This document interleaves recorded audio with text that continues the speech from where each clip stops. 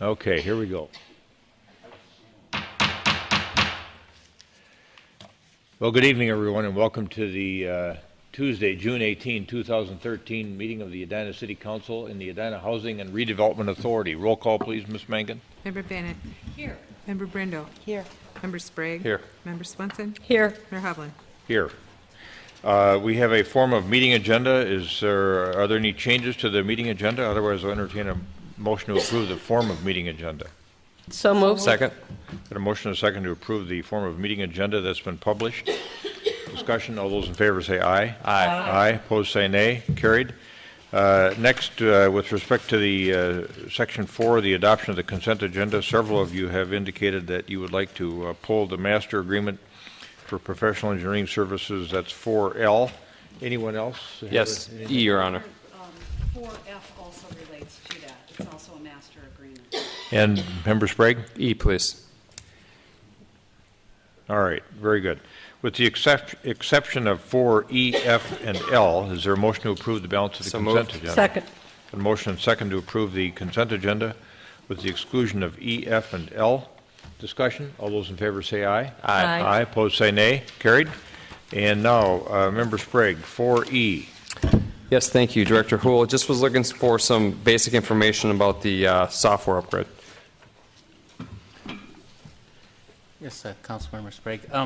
What that is it's software for our asset management software, and it's an upgrade to what our existing system is.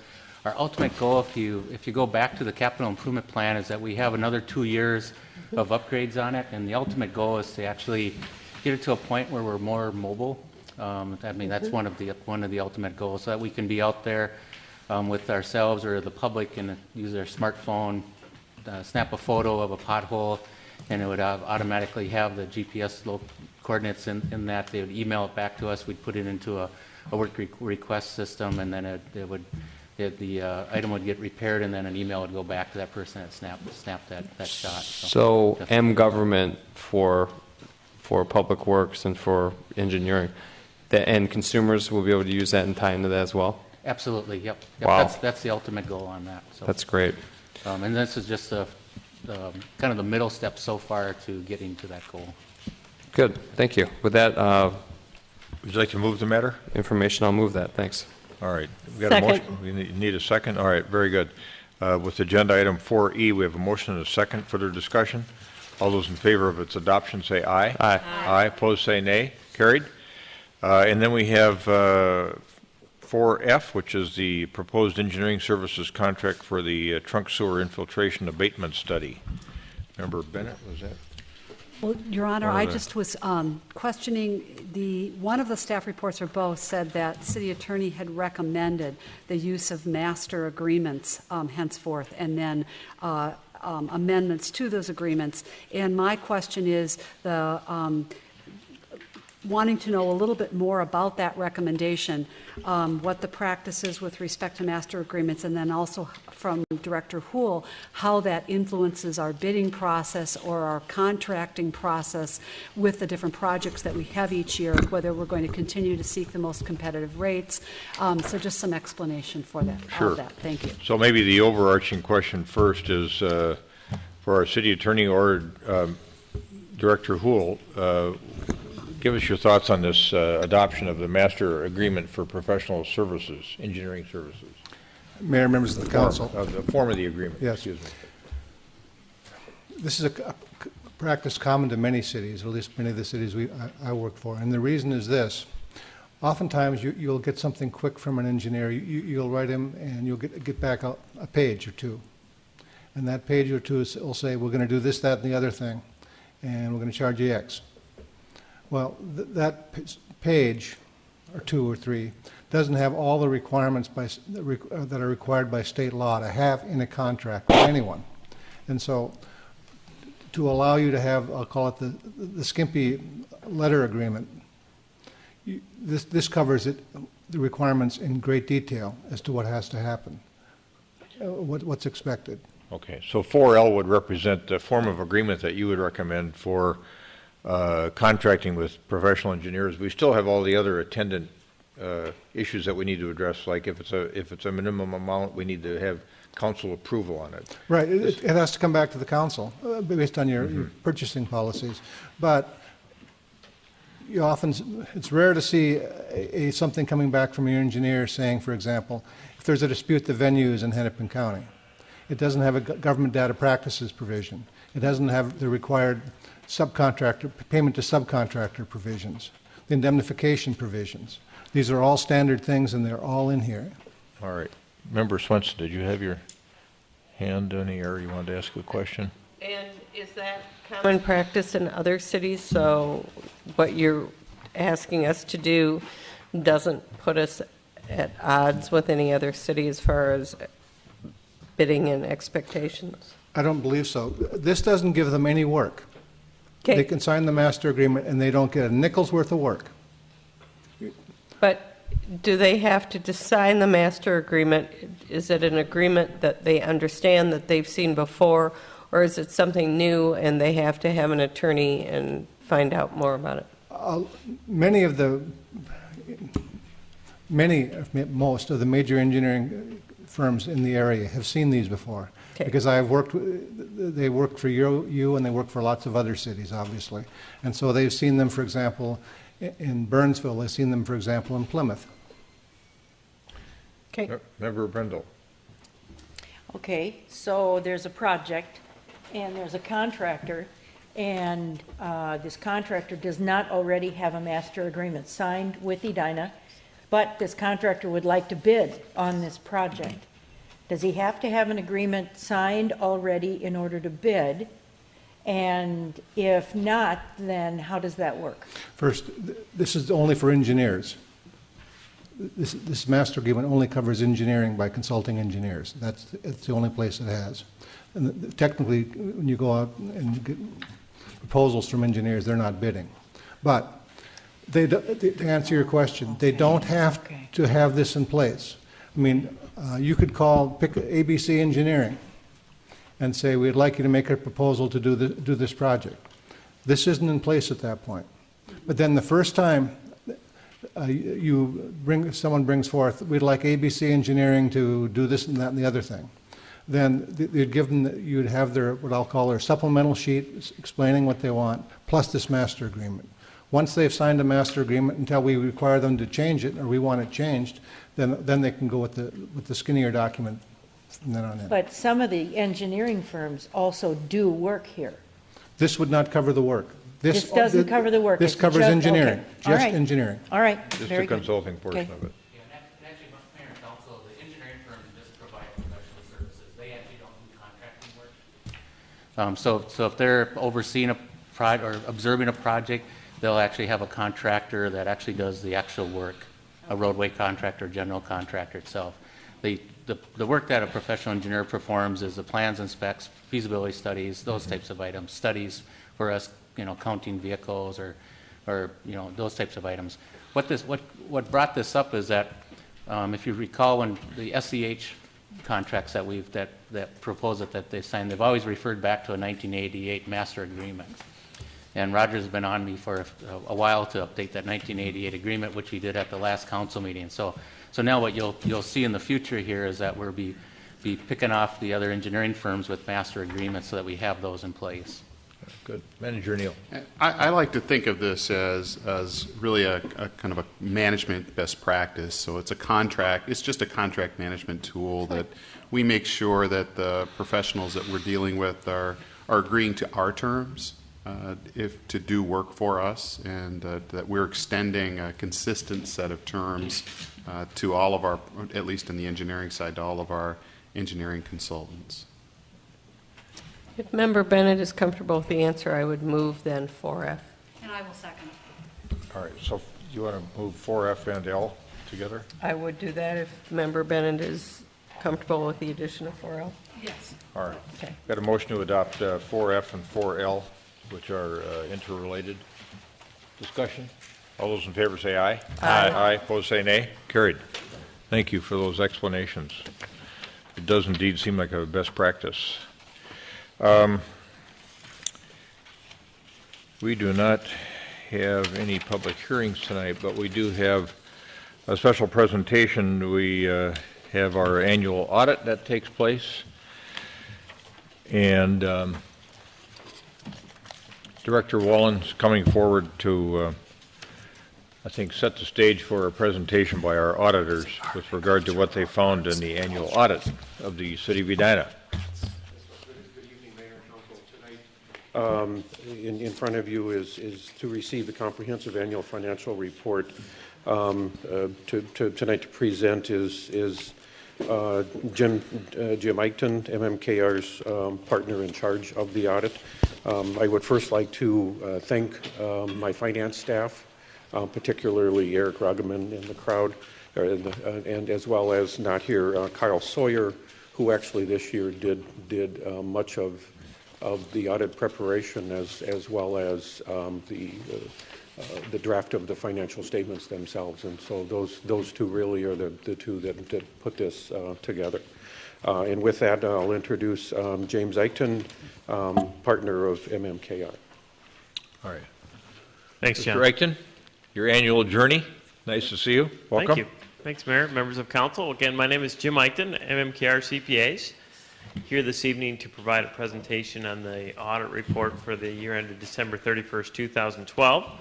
I believe you've received the documents that I'm going to be going over, but mainly I'm going to be going over the document that's labeled the management report. But first of all, this presentation that you see here is a culmination of a year-long process, but ultimately it's a process that ends with the city distributing or producing its annual comprehensive financial report.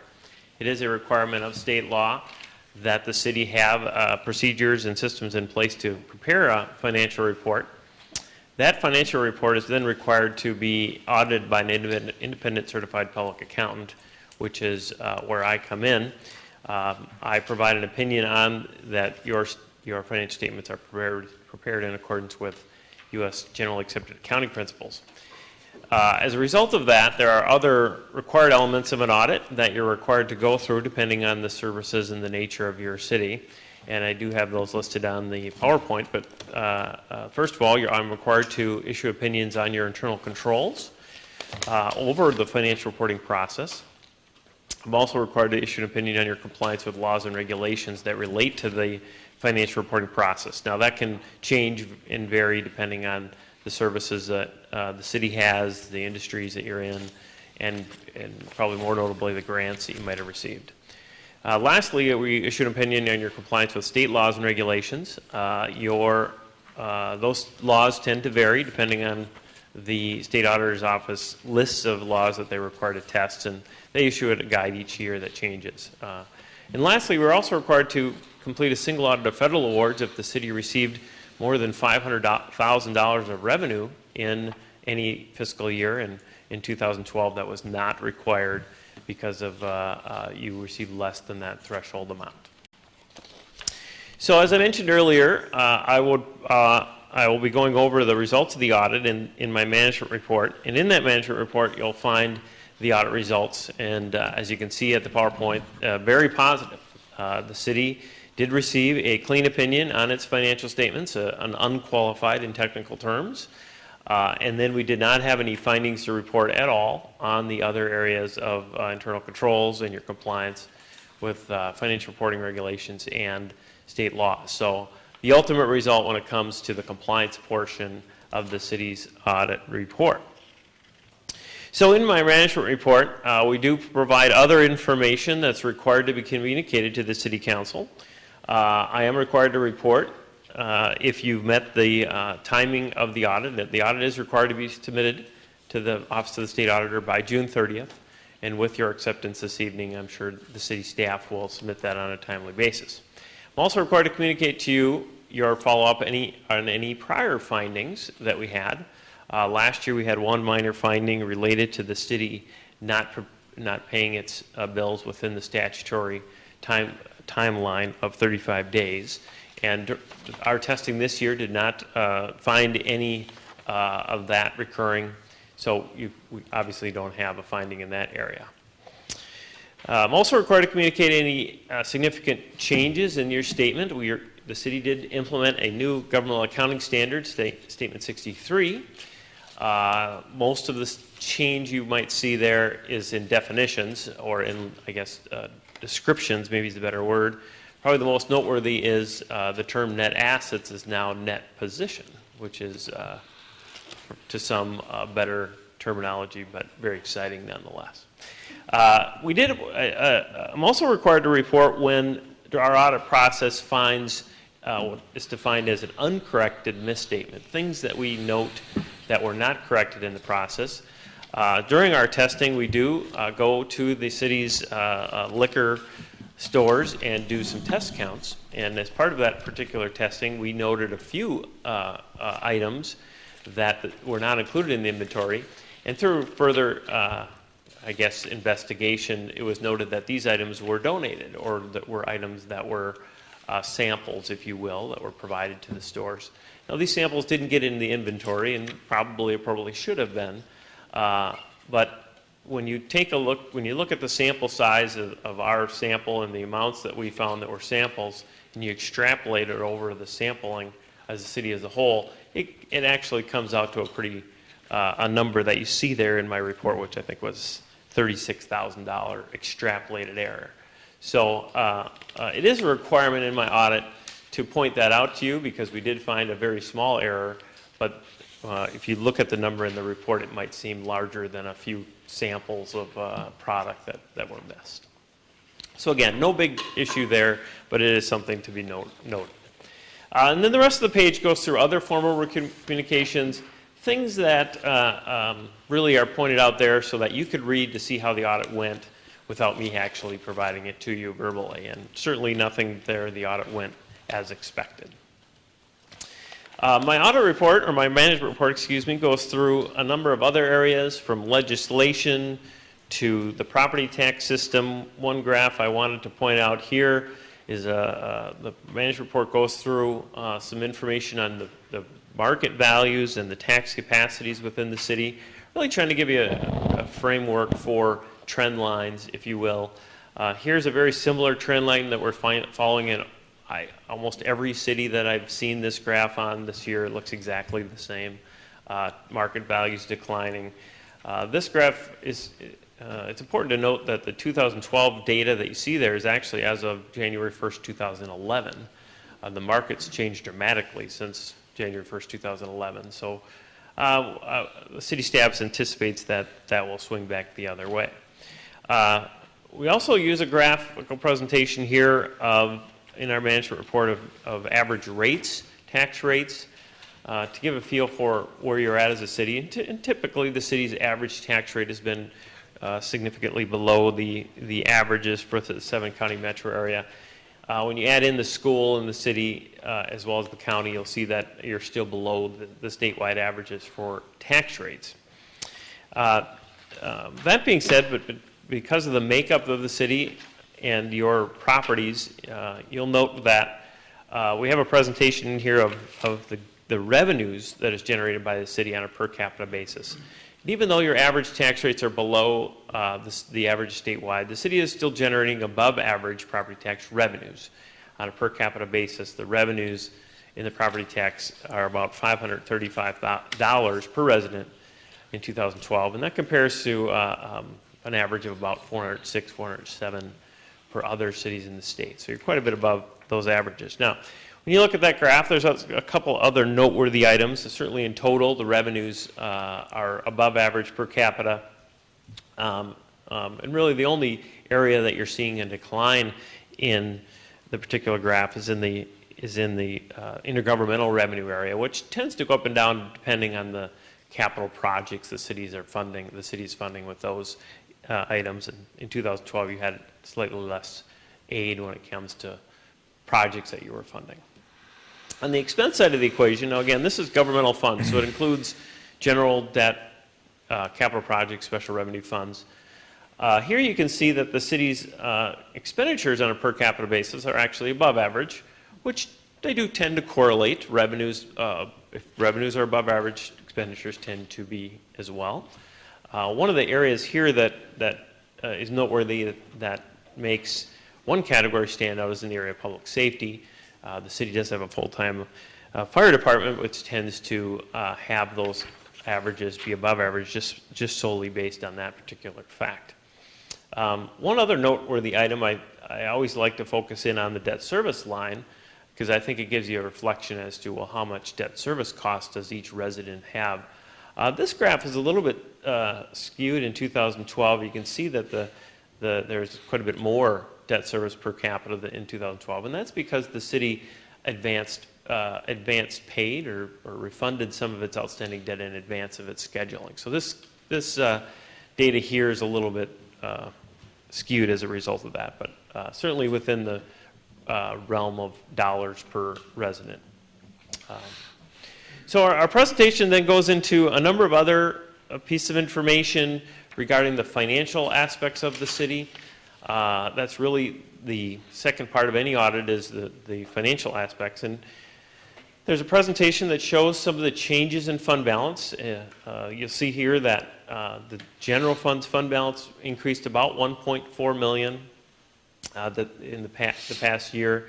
You did see some declines in the Housing and Redevelopment Authority fund. Now, most of that has to do, almost all of it, has to do with spending within a tax increment district related to that. But overall, certainly the city's fund balances are appropriate. I think on page, in my management report, there's a graph that shows the general fund specifically. Here, this particular graph shows the fund balance and cash balance at the end of every year for the last 5 years in comparison to the expenditures. Now, the city has a fund balance policy that measures this or provides some guidance to the discussion. It establishes a goal of an unassigned fund balance of between 42 and 47% of the subsequent year's budgeted revenues. So, in that policy, when you look at the audit results for this year, your percentage is about 54.8. Well, it's not about, it is 54.8% of the next year's budgeted revenues. So you are above that particular range I mentioned. I know the city does then use that information in future discussions when they go towards the next budget cycle. So certainly that is a key to this particular presentation. So in the general fund, one of the areas that results of a fund, it's important to kind of come back to the beginning, which is the city tends to adopt a balanced budget. And this particular, at the end of the year, there was an additional transfer adopted. And then at the end results were about $3 million better than that adopted budget, or amended budget is the best way to put it. It is certainly a combination of revenues being above budget and expenditures being below budget, which is the result you're looking for. Most cities would prefer that result.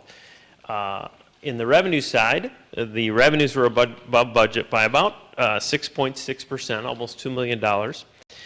Most of the categories here, at least one or two of them, are very consistent from every city that we work with. Certainly, the city had about $600,000 more revenue due to permits and charges for services, which is mainly economic driven. Most every city that I probably read about 30 of these now, has that exact same trend, which is excellent in terms of our economic stability here in the Twin City metropolitan area. The city did have a increase in its ambulance bills, which exceeded budget by about $500,000. Then there was a one-time parkland dedication revenue for the new water senior living complex that was not included in the original or amended budget. So on the expenditure side of the equation, the city had about 3% expenditures below the budgeted amounts. Almost all of that is in the area really of just typical cost containment measures, and on top of that, some positions that were unfilled as there was turnover, which is probably the majority of that under budgeted amounts. So I'll go back to it. There are some trend lines here of revenues and expenditures, kind of looking at revenue trends over the last 5 years. One of the things to point out that these graphs do reflect that in 2012, the city's communication fund is now within the general fund, and they weren't in the previous year. So you can see it actually on this graph when you look at other. Other stands out like, wow, what's the other? Well, that's really the communications fund, some of the revenues from that fund. Same with the expenditure side. You're seeing some very variables here that change just based solely on that fact.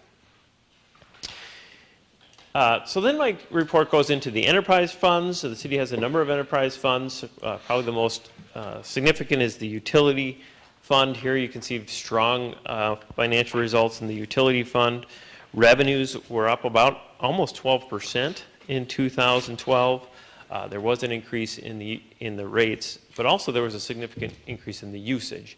Now in 2012, when this particular trend is the exact same in every city because 2012 was a very dry year. I can expect that probably not going to see the same results in 2013. Just guessing, but we've seen it.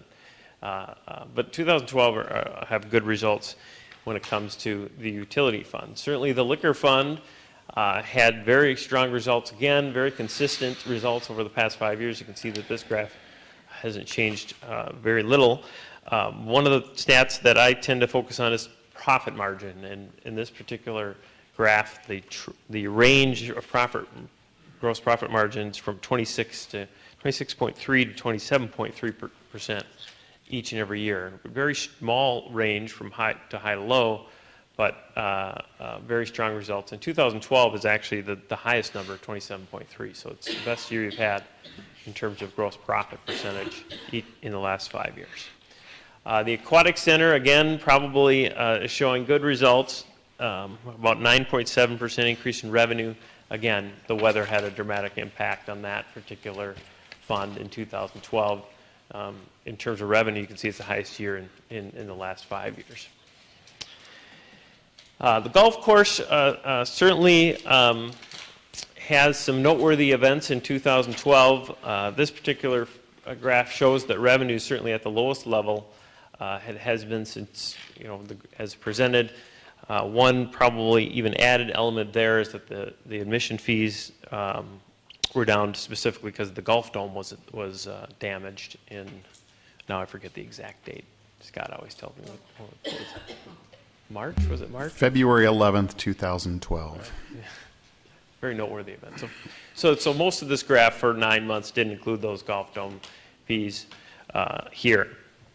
So, but again, you can see that the operating income or loss in that particular graph is actually almost at zero, which is not the case for almost all of our other clients. The golf courses that are municipal golf courses are struggling dramatically in their financial results, even with some of the good weather we saw in 2012. The Arena Fund is probably the one that stands out the most to me when it comes to the financial results. You can see here the operating income line, it does drop dramatically in 2012 and some of 2011. But 2012, there was a pretty significant set of repairs that went on at the Arena Fund, many of which were ongoing or not ongoing, but they're one-time repairs that were ongoing throughout the year. I don't believe that the city anticipates that continued cost repair, but certainly that'll be addressed as you look at 2013 by staff. The Art Center certainly did see some continued results similar to the past as reflected in the graph. I don't have graphs that I typically would for the Edinburgh Park and Centennial Lakes Fund. Those two funds were separated and are now independently reported by the city, so 5-year trends like this really don't exist without some very significant estimates. But I think it is noteworthy to note that the Edinburgh Park showed an increase in its fund balance of about $5,000, and the Centennial Lakes Fund showed a slight decrease of about $40,000, which I believe is quite a bit better than what was expected in the original projections. So lastly, I wanted to address other future accounting and auditing updates. My report does go through this. I think it's important as a council to be aware of accounting and auditing updates and for me to communicate them to you. One of the more significant accounting changes that you'll see is the city is going to be required to report its portion of the unfunded pension obligations of the PERA, not next year, but actually the year after that. It is a standard that maybe I mentioned last year, maybe not. It was an exposure draft last year, but at this time it is an actual real standard. There are a lot of discussions continuing about it, the logic behind it, all of that. But I think it's important to note, I saw a presentation by the PERA board, actually it was the CFO of the PERA, and he presented some ratios that related to the obligation of a local government, and actually reflected that the obligation was almost equal to the total net position on an entity-wide basis for that organization when you put it on the balance sheet, which is pretty significant dollar amount. Now, remember, it isn't going to be reported in your general fund or in your governmental funds. It'll just be an entity-wide presentation, but it certainly is going to be something that stands out by bond raters or other people that are looking at your report. So, in summary, I did issue a clean opinion on your city's basic financial statements. I did not have any findings to report, which is the ultimate result. As part of my process, we do look for and provide improvements or suggestions for internal controls, and we continue to see the city has an ongoing assessment and puts continued improvements in its internal controls. Again, I pointed out some of the continuing improved financial results of the city. And then I continue to find the city's records to be in excellent condition. The audit process goes very smoothly, and all the requests that we have for information tend to be readily available and in very good condition. So with that, I'll open it up to any questions that anybody has on the council. Questions for Mr. Eichten or comments with regard to their work and the financial condition of the city? Anyone? Well, thank you. I mean, I've been in many meetings with the various committees I'm on, and many have audits every year, and a clean audit is a wonderful thing, and for an organization the size of a city to have a clean audit is a huge vote of confidence in John Wallen and Eric Ragaman and all the people who support you, so thank you very much. That's very nicely said from all of us. Thank you, Mary. Thanks, Mary. Just a couple of quick observations. One, a couple of things you've touched on, but general fund revenue for 2012 was up 6.6% over budget. And that was primarily due to licenses and permit revenue being over budget by $624,941. So that shows some of the construction activity that was going on in our community in 2012, which is a very good thing. And then our expenses actually went down by 3% relative to the budget. And that was, I think, something to compliment department heads for in terms of cost containment. So for you guys that are in the finance department, working with your colleagues and all the other departments, we thank you for that cost containment exercise. Then another thing I thought was interesting was with respect to the enterprise funds, those businesses that we're involved in, there was a net change there that I thought was interesting, and total enterprise funds was up by $8.6 million. Part of it from the proceeds caused by the proceeds of the Golf Dome insurance settlement. That was 2.6 of it, but nonetheless we were still up in total enterprise funds by about $6 million, which I think is a positive trend for us. So very positive, yes. Yeah, thank you. Manager Neal. Mr. Mayor, just two things that I'll comment on that Mr. Eichten raised. One was the what was it? The error, extrapolated error. What was the extrapolated error? I think it's important to recognize that a lot of times when the auditor finds a problem at the liquor store, it means stuff is missing, whether it's money or it's product. This is the opposite of that. There was too much stuff there.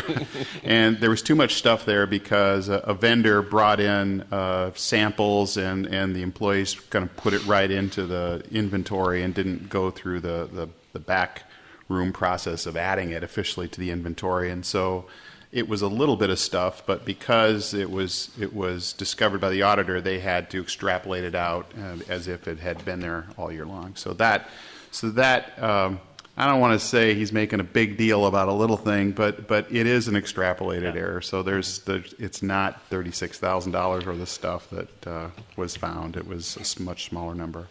I think if I could just comment that Yeah. before you go to the other one. You know, as an auditor, we have to make judgments, and in that judgment of that particular item, my judgment could have been to add more procedures, to say, oh wait, we found this much, so there might be more. Let's keep adding to our procedures. And that isn't the choice we made because it was our belief that no, it's. I don't object or begrudge the bringing that to the surface. That's fine. I just want to make sure we're all clear on what happened because that's not typically what an auditor finds at the liquor store. Right. And the second point is just maybe to bring a little bit more point to the ice arena picture. But for a very significant unanticipated capital repair that is shown in that budget, the ice arena had really a pretty good year. It had, if you look at the revenue over the previous 4 years, it had the best revenue year it's had ever, actually. Mm-hmm. And when you look at, if you can take that, if we could isolate that $300,000 capital repair that we had to put into the operating budget and take that out of there, it actually had it's going in the right direction. So I think that new management there has made a big difference in how the place ran this past year, and we see that coming around for the future as well. Thank you. Mr. Reichten, we thank you for your firm's thorough work. Thank you. Auditing our community on an annual basis that allows all of us that sit up here and work for everyone else in our town to be able to say with confidence that we are in terrific financial condition. So, thank you. Thank you. All right. Is there a motion to receive the comprehensive annual financial report for the year ended December 31, 2012? So moved. Second. Got a motion and a second on that. Discussion. All those in favor say aye. Aye. Aye. Opposed say nay. Carried. Your Honor, I would like to say that Member the Bennett. timing of this is helpful. I realize it's legal, it's required by law, but it's also helpful to have it as we are in our budget process, to know, to have that look back as we make the plans for our 2-year budget going forward. Thank you. Thank you. All right, we're going to move on to the community comment portion of the agenda. Is there anyone in the audience that wishes to address an issue with the council, unrelated to an issue on our agenda this evening? Yes, ma'am. Come on forward. And you'll have 3 minutes. I think you heard that at the beginning. You'll get a little yellow light when you've got 30 seconds to go. And give us your full name and address, please, when you start. Okay. City Council members and Mayor Hovland, my name is Mary Mason. I live at 4012 Lynn Avenue in Edina, next to a property being constructed at 4014. My neighbors announced in the spring that they were building a house, and so in March I met with a representative of their construction company in a very pleasant exchange, and he asked if the fence between our properties could be removed so he could have access for this project, and naively I agreed. On June the 4th, I returned home, and you are seeing some slides of the situation, to find more than 5 feet of my property completely excavated. This precipitated a meeting with the building inspector, Steve Kirchman, the liaison from Sakura Design, and my son and myself. And Steve Kirchman assured us that the foundation had not been compromised, but that damage had been done to the property, and it would be the responsibility of the company to restore it to its state. And he also ordered them to put in waterproofing immediately, which had not been done, and to follow a prescribed schedule with him doing the inspection. He ordered a safety fence put around the area since children were riding their bikes down into the pit of it. Meanwhile, at the back of the property was a huge mound of sand, which began to concern me. And I called the construction company and was told that a bobcat that was 6 feet wide by 8 inches, which is requires even further going on my land, would be needed to reach this particular sand pile. I have since learned that you could use a smaller bobcat that would be 3 feet to 4 feet and do an adequate job. And my concern is that my property be restored to its former condition. And I certainly applaud your efforts in hiring Cindy Larson to address redevelopment, and appreciate the efforts of City Inspector Steve Kirchman and the responses from those of you who did respond to me. It's really easy to view large homes as assets to the city and symbols of progress, but there are some real simple questions to ask at the beginning of any project. Is it too big, this house? Is it too large for the lot? Is it too large for the neighborhood, or is it so large that it overwhelms the landscape, or so large that it puts stress on the older infrastructure? And certainly, in my case, I would add, and so large that you have to trespass on the neighbor's property in order to do this construction project. And if the tear down and the buildup is so evasive that the neighbor's rights are impacted, there's really indeed a cost that is beyond economics, and that must be considered. So thank you for your time. Thank you, Ms. Mason, and thank you for your articulate emails as well. Anyone else? A community comment?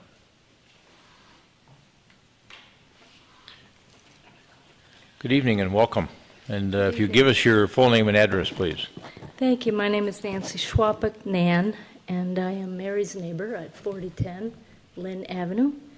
I'm one door away from this construction project. My question is, not necessarily who's responsible here, but what could we do differently? What can we learn from all of this? Mary so articulately spoke. Situationally, let me just say, it's a small, charming, quiet Morningside neighborhood. There's new owners come in, purchase price is discounted to keep the house, if they'll keep the house and just remodel it. They accept, though all parties knowingly agree, it's not necessarily a legal agreement. They move in and find out it's not conducive to a remodel. They hire a builder who someone worked with up the block, said it had a good reputation. And they, go to work. What is their interest? It's a big house on a very small lot. But they build as big as the zoning allows. Next, we have the builder. Did he bite off more than he could chew? His clients want as much space as possible. Is it his job to control his client, let them know the footprint's too big for the lot? I don't know. I know his interest. He wants to please. He wants a profit, and unfortunately the result is a trespass, both tortious and criminal. Wasn't prevented by the city, and it just kept occurring day after day. The neighbors, well, we like the character of the neighborhood. We like its modesty. Some of us like to keep our costs down. We're very happy our homes are nearly paid off or altogether paid off. There are elderly in our neighborhood who wanted to grow old there. They're being forced out slowly but surely. The neighborhood was finally cohesing. It welcomed new neighbors and the diversity that the new neighbors brought. Our interests, well, we want to know that our property's safe, that we're protected. The city council, well, I think you're the only one with the authority in all this. You hold all the cards. You stand to gain, from the revitalization of a city, yes. We stand to gain an increase in money from the permits, yes.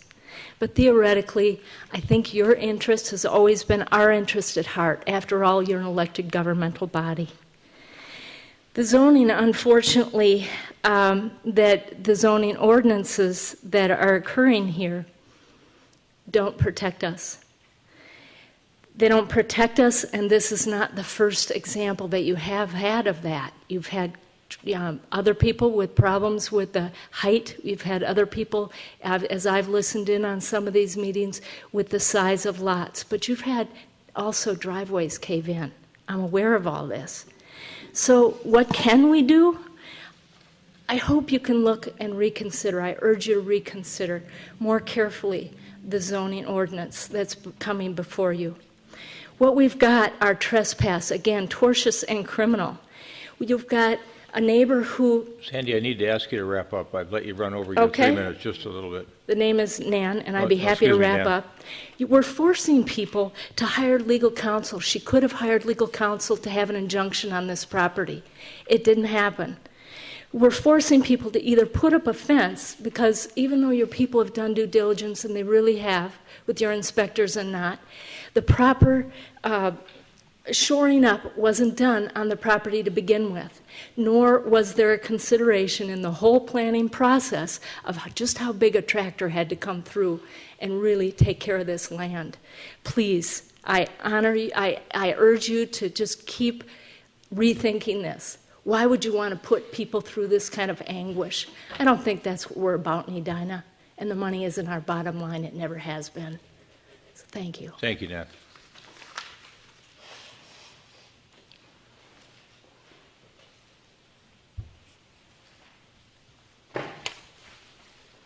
Hello, my name is Bruna Bacciarelli. I too live at 4010 Lynn Avenue.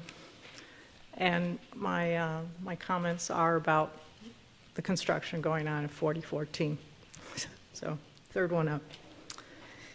What I'm here to do is to ask you to rethink the zoning parameters currently in place, especially when it comes to the 5-foot setback.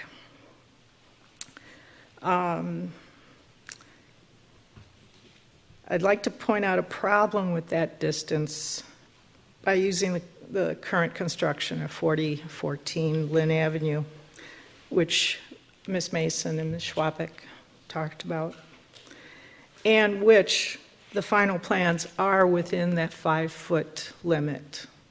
So they are within zone.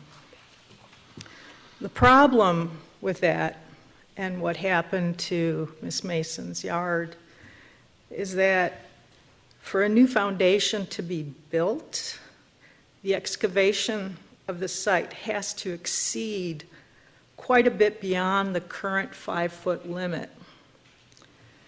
And this is especially a problem in Morningside because it has a sandy soil base.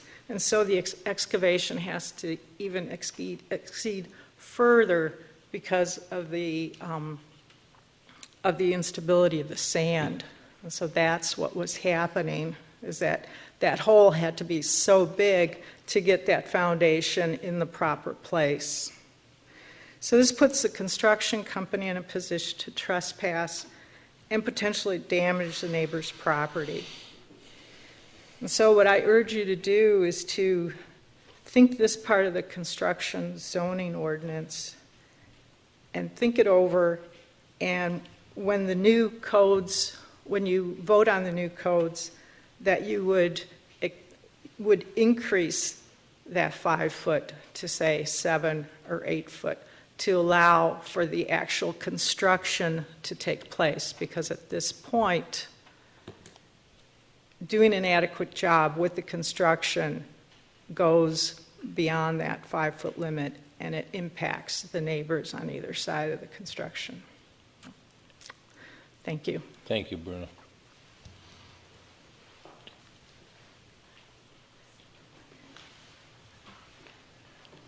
And Nan, again, my apologies. I don't know why I messed up your first name there, so sorry. All right, so I know all three of you know that, and is there anyone else that wants to come forward and address the council on an issue? I don't think so. You know that the council has been concerned about this for a year, how much house ought to be built on a small lot, 50-foot lot, 60-foot lot, and so we've had this group working on that issue. They made a presentation, I think, at the Planning Commission last week, or there was some action by the Planning Commission last week with some recommendations made that are coming our direction. So we'll be taking a look at this, and as we try to find those balance points between trying to maintain market for people in Edina that are residents like the rest of us that want to sell and maximize their selling price, balanced against how do you maintain neighborhood context. And I think you've got some good thoughts for us to contemplate here as we move into that phase of analyzing that particular issue of how much house ought to be built on a small lot. So thank you for taking the time to come over this evening.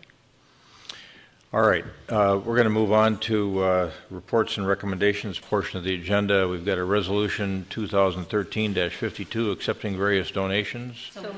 Second. Got a motion and a second there. Discussion. All those in favor say aye. Aye. Aye. Opposed say nay. Carried. We've got some donations this reporting period to the Edina Arts Center and the Fire Department.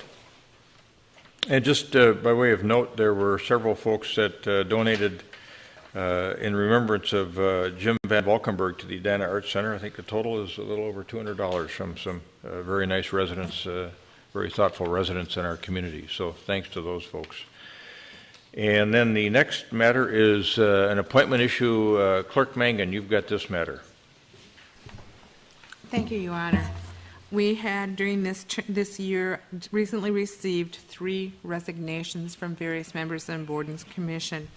Per the council's direction, we contacted Michael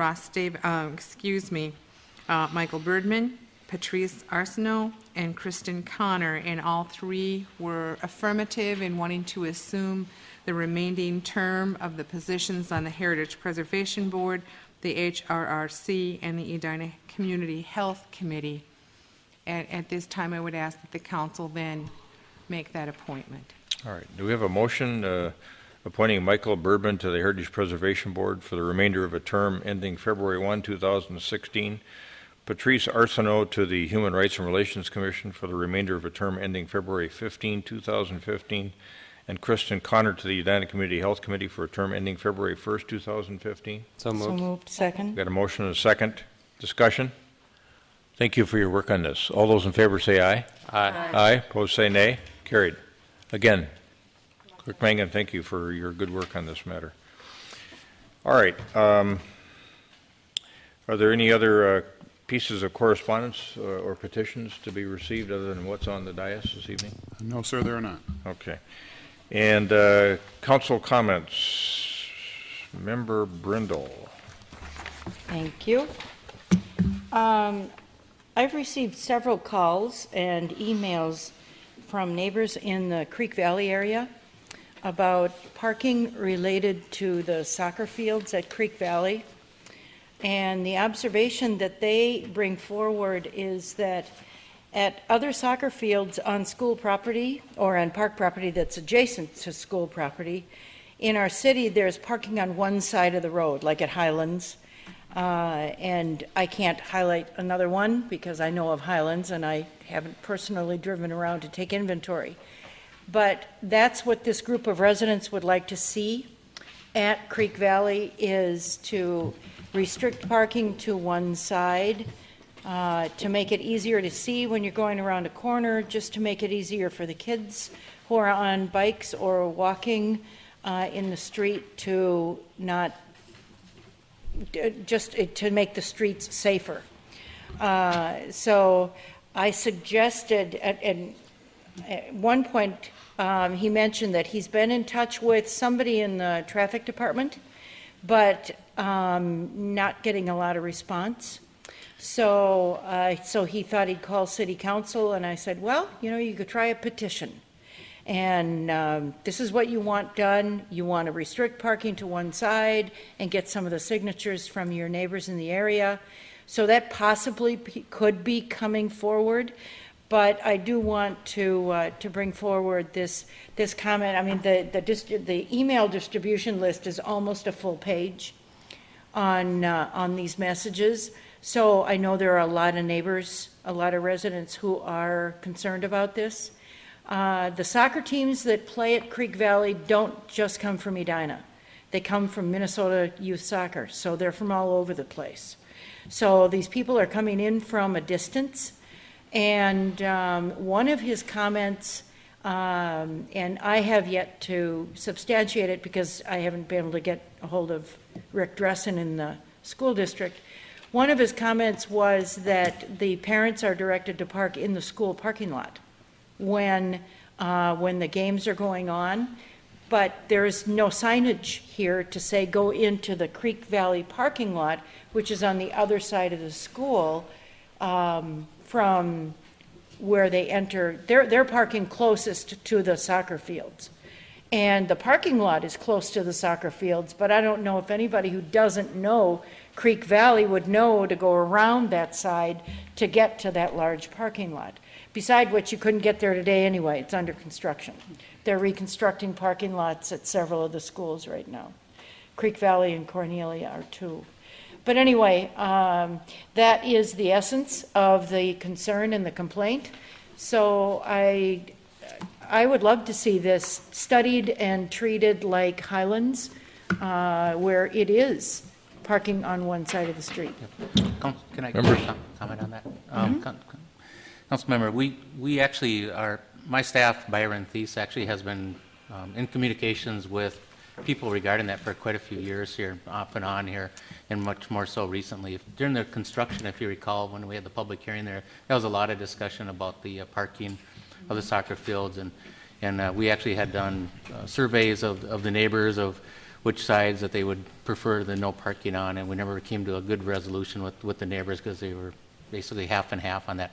We're going to actually study that more internally here, because it's much more so than just traffic. It goes into the park and rec area, and actually Highlands, even though it has parking on one side, there still is issues with people walking out on the street because there's no sidewalks adjacent to the roadways in that area. So we still have other areas of town that I'd like to look at them holistically and say, okay, is there, should we look at all these ball fields and where the soccer is occurring, and what can we do with that all at once, essentially. So we'll be studying that in the next few weeks here, and we have a transportation planner starting tomorrow, and Mark can help us out on that aspect also. So. All right, Member Swenson. Well, and on that it's issue. not as easy to just compare other fields, and because, as you said, the use is different for all of them, Mary. And I talked to a young mother whose kids all play at Creek Valley today, and there are 3 fields there, and if there are games on all 3 where parents aren't dropping off for practice but they're staying, you're right, there's a parking problem there. This was also a neighborhood that didn't want a sidewalk around to that park area, if you remember correctly, and now we're worrying about kids out in the street on bikes. So it's a little frustrating when they say no to one thing, but then they use that as a method for wanting to limit the parking. But I agree with you, Director Houle, that we do have to have a comprehensive plan, and you're right, decide which side of the street is the safest for the kids. Good. Is that it for you, Member Brindle? Just on a Rotary note, I depart Saturday for Lisbon, Portugal, for a few days for the Rotary International Convention, which is an honor. I'm incoming president of our club, Edina Morningside Rotary, so that gives me an opportunity to go to the convention. Thanks. Bon voyage. Thank you. Member Bennett.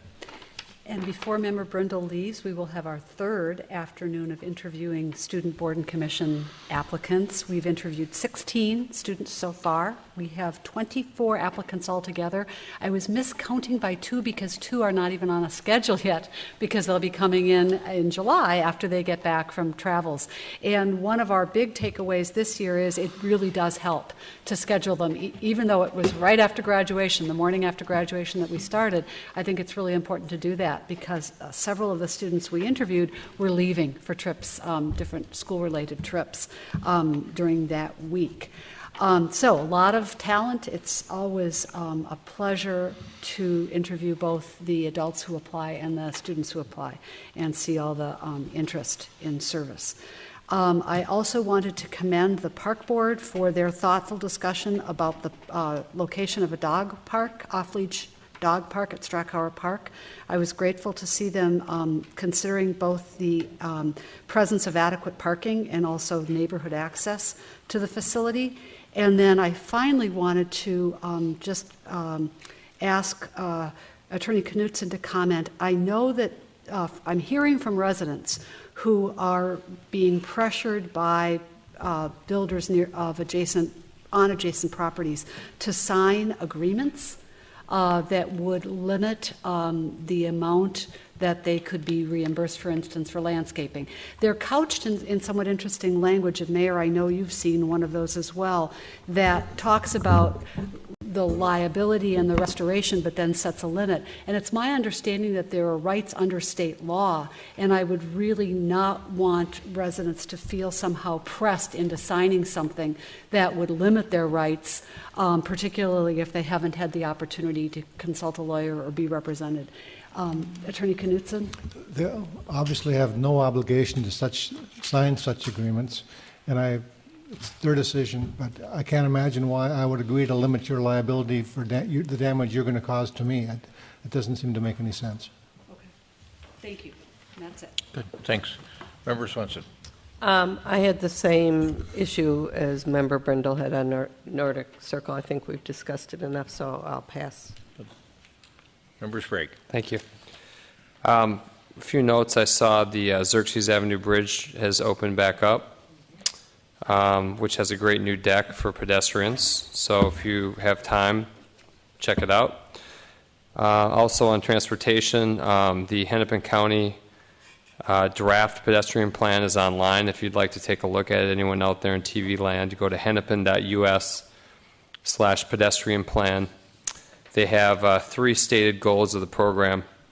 First is to increase the safety of walking. Second is to increase walking for transportation. And the third is to improve the health of county residents. Sounds vaguely familiar to things we've been discussing with our own pedestrian issues. Looking through the appendix to the plan, I uncovered some funding pots that have continued to increase from Hennepin County for various sidewalk elements and crossing elements, pedestrian elements. There's 4 programs out there right now. There's Sidewalk Participation Fund, which has been allocated $300,000 in 2013, and this is allocated through a competitive grant process that starts in November of this year. There's Pavement Preservation Plus, Bikeway Development and Participation, that'd be for multi-use trails.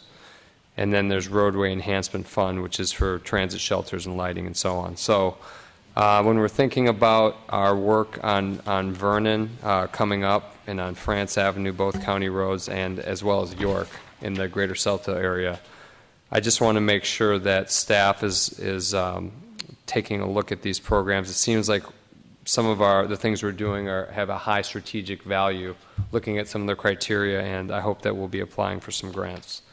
So did you have any comment at all on that? Okay. The other thing I wanted to mention was in the next couple of months, and I know Joni's on some committees as well, maybe she can talk about that, but I'll be getting back to work with the Metro Cities Municipal Revenues Committee. It's a policy committee that recommends policies to the general board that then approves them in the fall. And that committee deals with city revenues, property taxes, levy limits, special assessments, fiscal disparities, and so on. And then also on the League of Minnesota Cities on the Improving Local Economies Policy Committee, which looks at land use, housing, transportation, economic development, TIF, things like that. So, good. Thanks for doing that, both of you. And I will be serving again on the Transportation and General Government Committee, and also on the and also on the Housing and Redevelopment Committee. Good, great, thanks for doing that, you two. A couple of things to report since we met a couple of weeks ago. So we had an MLC board meeting. We had retirements of city managers in Plymouth and Maplewood.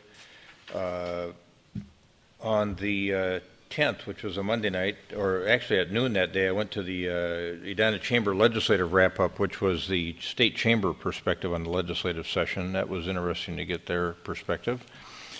And then, of course, Monday night, the memorable conducting debut of your mayor down at the Centennial Lakes with the Edina Chorale, directing them to hit the road jack. So, quite well done. It was, I have to say I was a little bit nervous because it was towards the end and I had to sit there and wait and think about how I was going to direct the Edina Chorale. So as it turns out, they don't need much direction. And so you just have to be careful not to embarrass yourself. But it was fun. It was a great group, and it was a beautiful night, and the crowd really enjoyed the chorale. On the 12th of June, we met, Southwest LRT had a meeting over in Hopkins, and under the benign title, technical issue number 21, the the co-location, relocation issue has now surfaced in terms of what are the alternative routes that could be used to deal with the freight rail. The city of Minneapolis has said they're opposed to co-location on a surface level. The options are difficult. The one is basically building a dike through a portion of St. Louis Park and running the rail on top of it, average 15 to 20 foot height with the train on top of that. And then maybe a cut and cover tunnel or a deep bore tunnel could take care of the co-location issue in the Kenwood neighborhood, but there's a lot of work yet to be done, and I think people are really scratching their heads wondering how they're going to solve this problem, and it's an essential problem to solve. The Federal Transit Authority has said solve that problem or there's not going to be any federal funding, so stay tuned on that one. It's going to be difficult. Also that day we had the Edina Public Art Annual Gathering. Member Swenson was there, Member Bennett was there. That's the biggest crowd I think we've ever seen out there at Pinstripes at Centennial Lakes. We've got some wonderful public art around this year. Barbara Lavaleur, leading the Public Art Committee, is doing a terrific job, and that whole committee is to be commended for expanding our sculpture presence, both at 50th and France, along the promenade, and also at Grandview Square. Really nicely done. I had my last meeting of the Center for Transportation Studies Exec Committee at the University of Minnesota on the 13th. I got term limited over there, which is fine. Dean Tom Fisher and I, and there was one other person that was term limited. Ron Have, who worked so diligently on all things related to Veep, is helping him with the new building over there. He used to own Freight Masters. He was also term limited. And then we had a legislative meeting on the 14th at the I-494 Corridor Commission, and we had good legislative representation there. Also, Chair Hornstein was there from the House Transportation Finance Committee, and he gave an extensive report on transportation financing and what he expects in the future. So those are some of the things that involved my city-related activities over the past few weeks, and we'll turn to Manager Neal for a few matters, and then we'll close this session up and go to the HRA work at hand. Thank you, Your Honor. Just a couple of things. Director Houle mentioned one of them. We have two notable new hires starting this week. One is Mark Nolan. He's our new transportation planner. He starts tomorrow. The other is Cindy Larson. She's our new redevelopment coordinator, and Cindy starts on Thursday. We're happy to welcome them here, and we want to get them oriented and get moving. We have a special city council meeting scheduled for next Tuesday, and we had originally published this meeting scheduled from 6 to 8 p.m.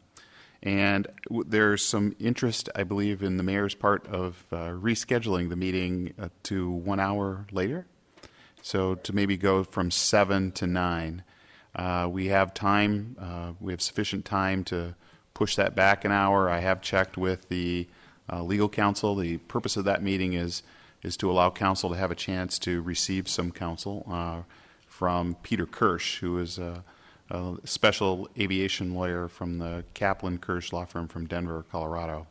And he can accommodate that change if that change is agreeable for the council. Mayor, you must be buying dinner that evening, huh?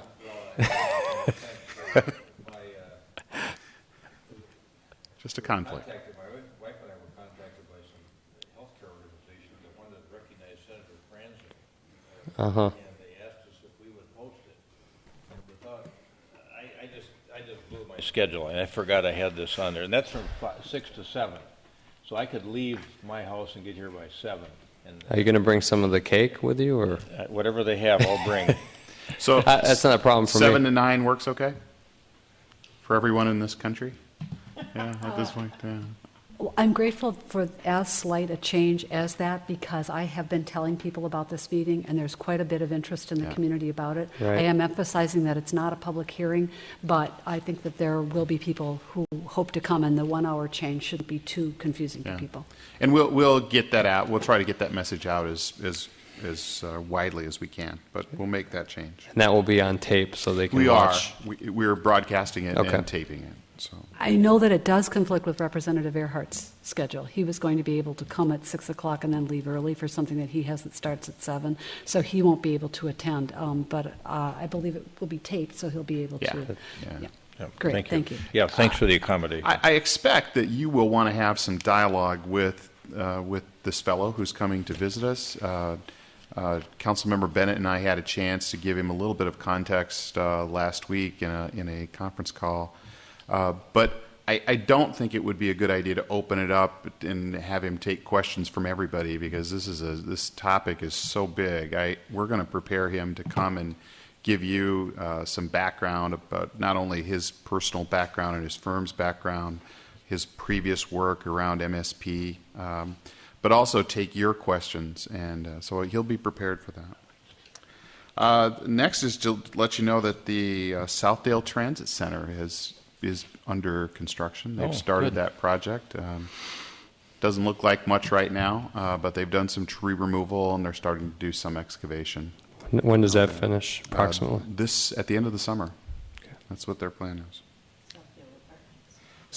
Southdale apartment groundbreaking. July 30th at June 30th. June, they wanted in June. Oh, it's July. It's July 30th, I have it here. Yeah, July 30th at 4:30. July. At 5. All right. I wonder if that's a typo. I think they wanted to do June. Well, then everything that came July out. 30th at 4:30. That's what I've I got July 30th at 4:30, so if it's supposed Okay. to be June, you guys better. Okay. Well, I had heard from Stuart Nolan that they wanted to ground break before July 4th and then get started with the real construction right after. June 30th is a Sunday. That seems like an odd time to have a groundbreaking. We'll check on that for you to make sure. We have one of our final Financing the Future event. This is the family-friendly one that includes on-site childcare. 6 to 8 p.m. At the Senior Center tomorrow night. We had a really wonderful turnout at Braemar Arena last week. Wine is a good addition to these events. That was not at the arena, that was at the golf course, correct? It was at the golf course, Thank you. right. So we had a very nice turnout. People were really into the event, and we got some good feedback from them. Finally, I know that council members have received some calls and some email, and staff have too, about people concerned about the future of Fred Richards Golf Course and what's going on, and is it already been decided that it's going to be something else? I can tell you that that's not the case. What I think people are responding to is different pieces of information they've heard, some of which is that the park board is engaged in a parks facility strategic planning process, which they are. Some of which is involved in the idea that staff are looking at current operations of our golf course, what are operations like at Fred Richards, what are they like at Braemar, how can we manage our golf course assets better. So we are looking at our operations at the golf course, and we are looking at the future of our park assets right now. But the process of collecting, or the process of even starting to kind of bring this out into public and collecting public input hasn't started yet. Director Cattries continued to work with a subcommittee of the park board on exactly how to do that. I expect she's going to make her recommendations on that to the park board in July. So this isn't a process that even starts to get public input until later this year. Thank you. Yeah, And thanks. that's all I have. All right, good. Anything further from the council? Otherwise, we'll adjourn and reconvene.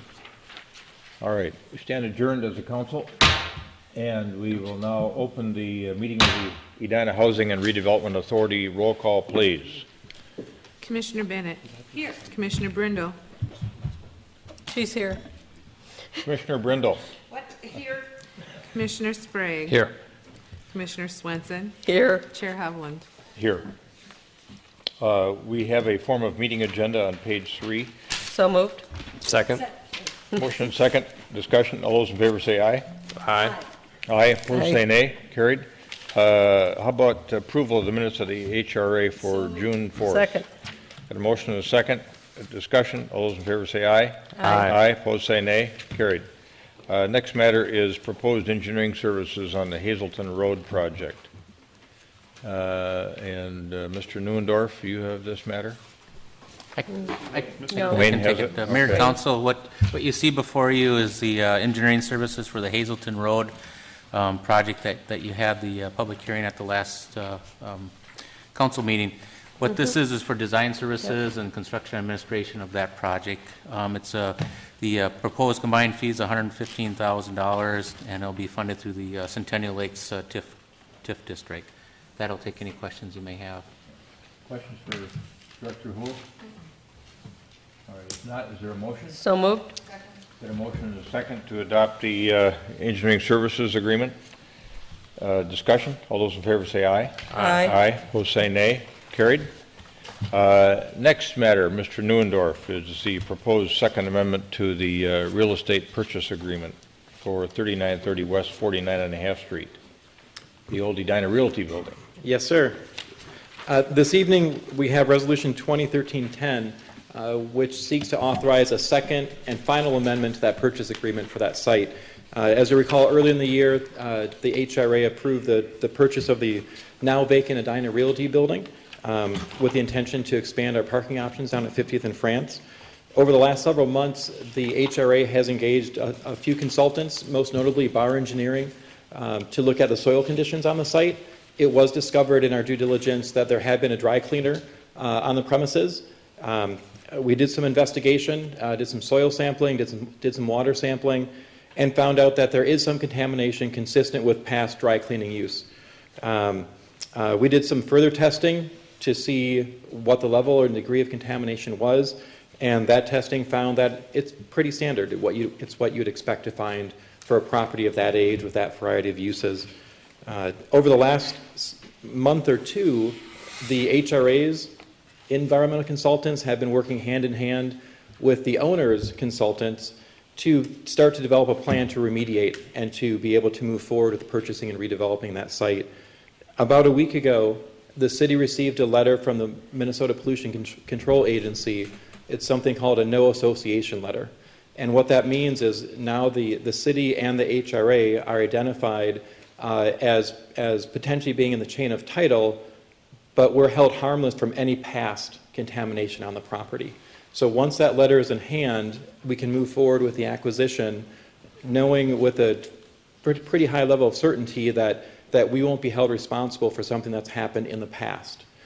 So now that we have that letter, we can get serious about moving to closing and acquiring that property. However, in order to do that, we want to make sure that the city and the HRA are protected. The seller has agreed to fund the cleanup of the site. So at closing, we're proposing that there would be some funds deposited and held in escrow, and the cleanup of the property would come from those monies. If there's any monies left, they would be returned to the seller. But this allows the HRA to move according to our original schedule and close by the end of June, so that we can get started with the cleanup, with the raising of the site, and then moving forward with the parking garage. So if there's any further questions, I'm happy to answer them. Questions for Mr. Neuendorf? Member Brindle. So I think we have an idea of what we want to do with this piece of property, and that is to provide more parking, which in itself doesn't put anybody in direct contact with contaminated soil. But if we were to put retail shops on the first level, would we be at risk? Would we be putting people at risk? We would not be. Part of the action plan that the consultants have anticipated and started to put together is exactly that scenario. If we would develop the site for parking, you basically pour a concrete slab, or you clean up what's in the soil, you pour a slab, and you're okay. If the first floor is occupied, depending on the level of contamination, you might have to do an under-slab barrier, like to simplify it, a piece of plastic that prevents vapors from coming up through the concrete. Those additional costs, if any, would also be borne by the seller. That's part of the escrow funds. So to occupy the first floor for commercial space is not a problem as far as the environmental concerns. There's nothing that would restrict that occupancy. The only thing that we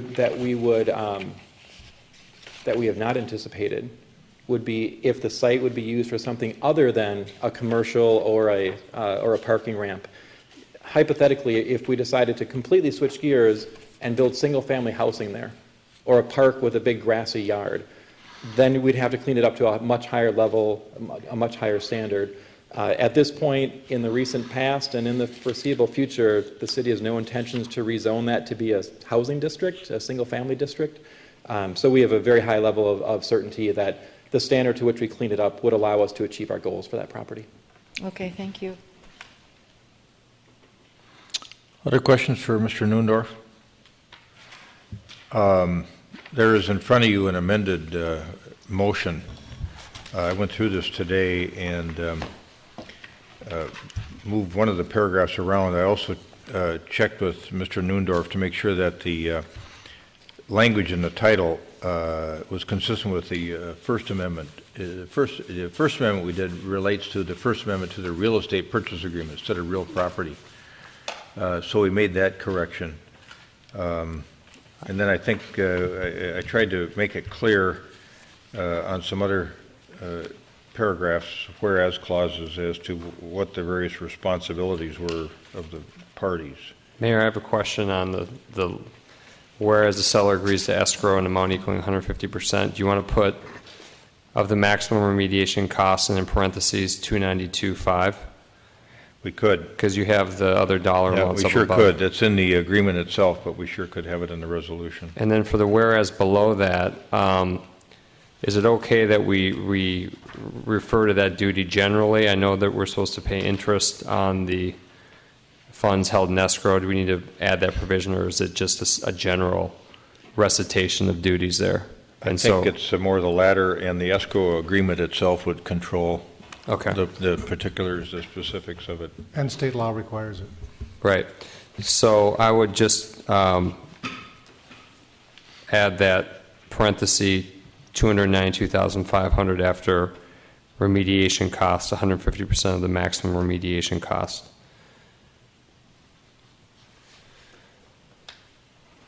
You want that interlineated between the word cost and estimated? That's correct. Okay. In parentheses, 292.5. Yep. All right. And then this package has several documents. One is a resolution where the changes are shown. But then there's a second amendment to what is characterized as real property purchase agreement. So we got a typographical error there too in the title. To be consistent with the First Amendment, should say real estate purchase agreement, and then you've got that same issue down in the second whereas clause. Should say the First Amendment to the real estate purchase agreement, which is what you told me the First Amendment says. Correct. Yeah, this says real property. So to make it consistent with the First Amendment that we made, it should say real estate purchase agreement. And then I thought that we should consider adding in the second to the last whereas clause on page 1 of the agreement the language on or before June 30, 2013. So it says, whereas in exchange for seller placing $292,500 in escrow, purchaser is willing to close on the purchase of the property on or before June 30, 2013, which is embodied in the resolution itself, but I thought it should be in the agreement as well. Mayor, I have two other changes to the Second Amendment to the real property purchase agreement. Okay. In the first paragraph under June 13th, and it says parentheses effective date, it needs a parenthesis after the quote. And then on The next page, now therefore, and then 2, it says Section 7G of the purchase agreement is amended to read as follows. And isn't it just Section 7? Because then we recite A, B, C, D, E, F, G, and so on. Yeah, I don't know how many changes were made in Section 7, but I think it would be cleaner if we just said Section 7 is amended to read as follows. Right, because when you go to the next change in 3, it says Section 10 of the purchase agreement and so on. That's a convention that's followed throughout. So All right. those are the only 2 changes I'd have.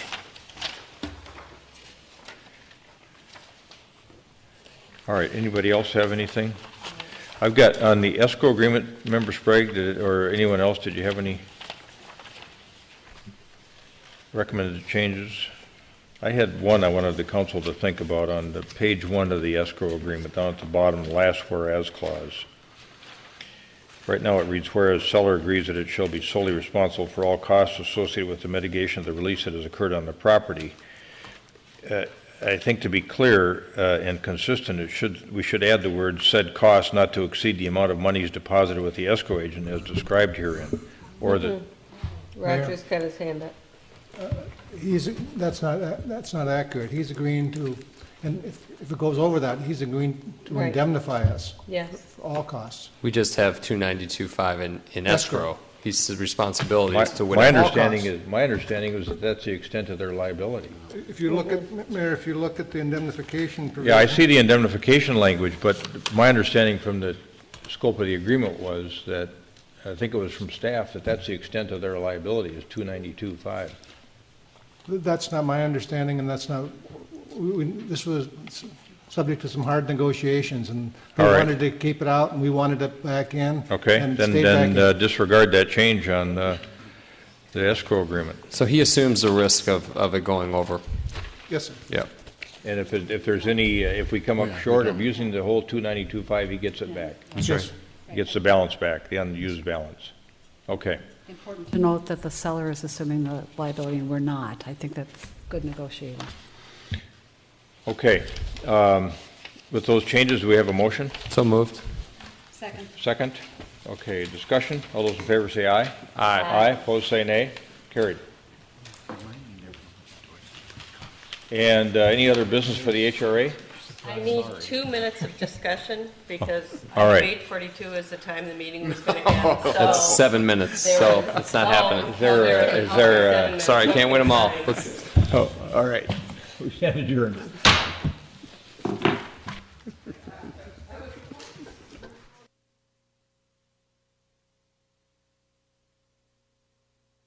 We've talked to Bill. They send us over a document. We send it over to them. They mark it up, and they do it in such a way that it's